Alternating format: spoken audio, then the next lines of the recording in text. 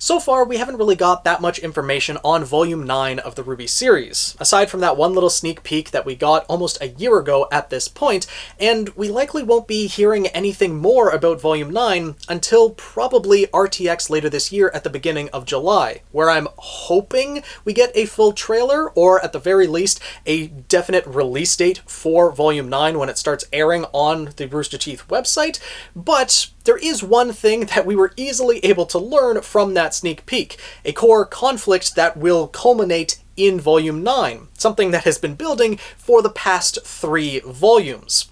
And that is the conflict between Neopolitan and Ruby Rose. Ever since Neo's reintroduction into the RWBY series in Volume 6, her only goal has been to get revenge for the death of Roman Torchwick.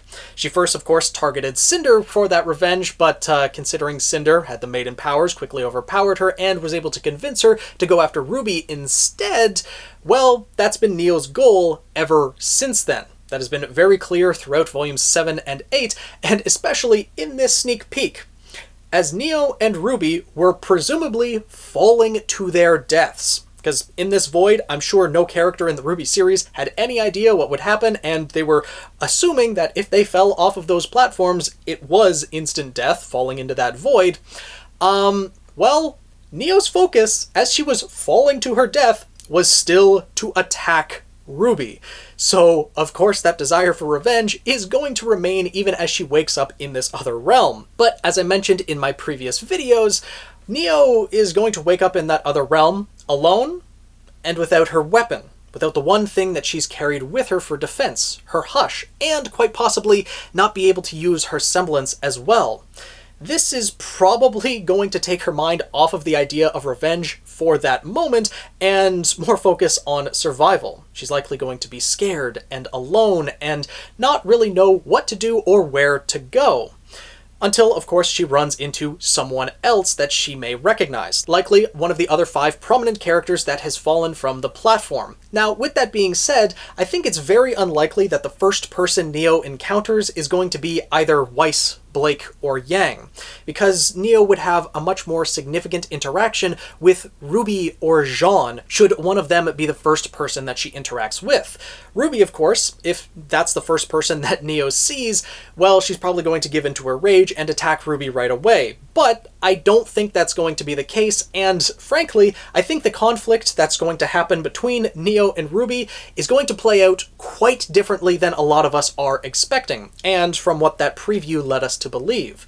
Neo has always been the aggressor up until this point, but I think in Volume 9 that's going to be flipped on its head. I think that Ruby is going to be the aggressor in the situation between Neo and Ruby. I think that Neo and Jean are going to be the first person each other encounters. I made a video previously on that Jean is going to show Neo that other people will treat her as a normal person just as Roman did. The first person to just treat her as a person, not really mention her muteness or treat her any differently because of it.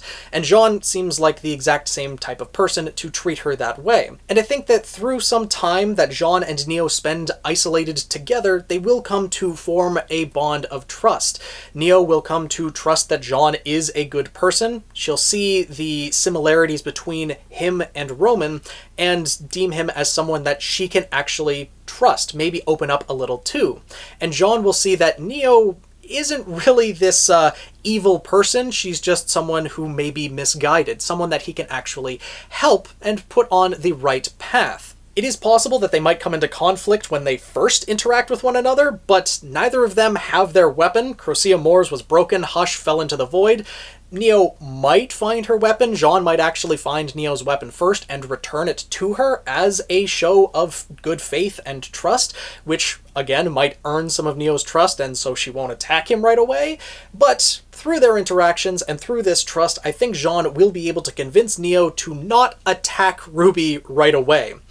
Not necessarily letting go of all of her anger and aggression within that short time, but at the very least give Ruby a chance to explain herself when they do encounter each other once again. Because Neo only knows that Roman Torchwick died after that point. Quote-unquote died. All she knows is that she was thrown off of that ship over top of Beacon, and Ruby and Roman were the last 2 on it. and Ruby was the one to walk away from it. So she doesn't know exactly what happened, and she's just blaming Ruby for the death of Roman. However, if Ruby's given the chance to explain what exactly happened, then maybe Neo will be able to point her aggression in the right direction once again, which is towards Cinder. However, if Neo is willing to give Ruby a chance, not attack her right out of the gate, that isn't going to be the same for Ruby. Now, Ruby also lost her weapon upon falling into the void. Crescent Rose fell first, and we know from the image at the end of Volume 8 that physical objects, just any physical matter that was in this in-between world, was transported to the unknown shore, to this wonderland. Because Crescent Rose appeared on the beach, likely somewhere far away from Ruby. She might be able to find Crescent Rose, and she will have Crescent Rose when she encounters Neo, at which point she would likely attack Neo right away, because with all physical matter being transported to Wonderland, well, that means that any weapon, any object that would be dropped, any person living or dead would be transported to this other realm. And that means that Penny's body would also be transported. And I have a feeling that Ruby, before she encounters Neo, is going to stumble upon Penny's body and see that her friend died. And not only that, but also the wounds that were inflicted upon her. Of course, the claw from Cinder, but also a wound that was inflicted by a blade, that she was stabbed.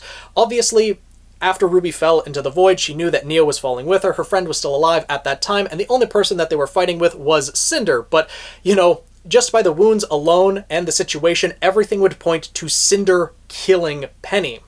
And so that is probably going to send Ruby into a little bit of a frenzy, because not only has Neo tried to kill Yang twice, and succeeding the second time by throwing her into the void, she has now been partially responsible for the death of Penny. She helped Cinder get to that void, get the Relic of Knowledge, and allowed Cinder to learn how they were going to get everyone out of Atlas and Vacuo, and so essentially just facilitated Cinder being there and killing Penny. So the moment that Ruby sees Neo, she is likely going to attack. And when that happens, Jean will likely step in to protect Neo. He may not have his blade, but he still has his shield. Even if Dust doesn't work in this other realm, he would be able to block any attacks coming from Ruby, even if she has her scythe. Especially if Jean doesn't have his blade and Neo doesn't have her hush, he will need something to be able to block Ruby if she has her Crescent Rose. Now, an alternate scenario is that Jean and Neo do encounter Ruby, and Ruby doesn't have her weapon, she hasn't found Penny's body or learned of Penny's death yet, and then they are able to talk things out briefly. But upon learning of Penny's death, then Ruby would still likely attack Neo. I don't think that Neo is going to be the aggressor, and I think things are going to be flipped on its head in Volume 9. But even though this is one conflict that is going to be part of Volume 9, it is only part of a larger conflict that is going to encompass all 6 of the main characters that fell into this other world. All of Team RWBY, Jean, and Neo. That, of course, being the conflict over Penny's death.